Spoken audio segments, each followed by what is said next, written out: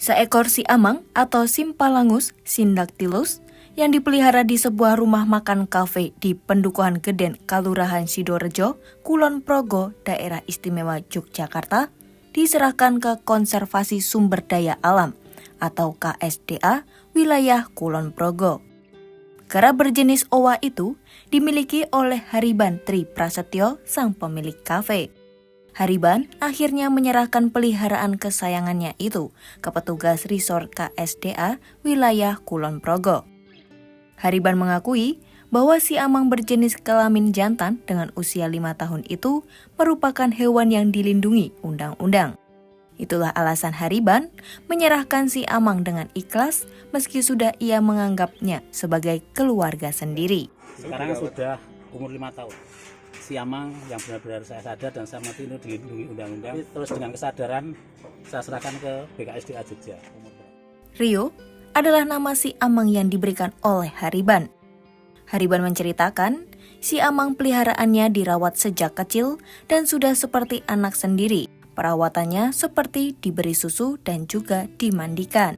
Kedekatan saya dengan si Rio itu sudah seperti anak kandung saya sendiri. Karena dari kecil saya juga melihat primata ini ya, primata atau mamalia saya kurang tahu. Hewannya itu enak, diinteraksi juga enak dan cerdas. Seperti itu. Kita merawatnya juga sama merawat anak. Jadi kita susui, kita mandiin, kita selimutin dan lain sebagainya. Seperti itu, seperti anak sendiri.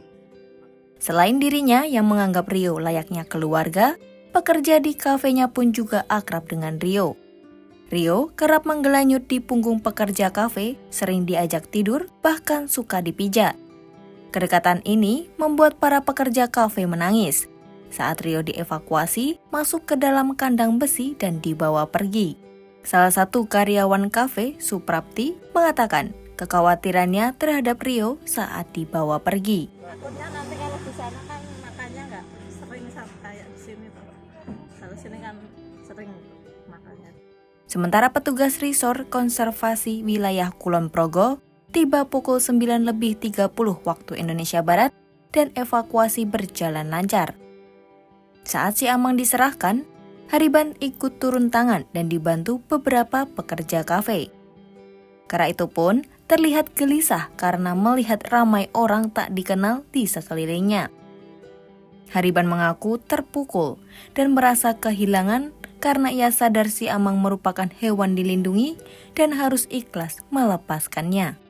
Situasi seperti ini kita benar-benar sangat terpukul, sangat kehilangan, tapi apapun yang terjadi kita harus ikhlas, harus ridho karena kita sadar ini adalah hewan yang dilindungi undang-undang yang tidak boleh sembarangan kita memeliharanya seperti itu.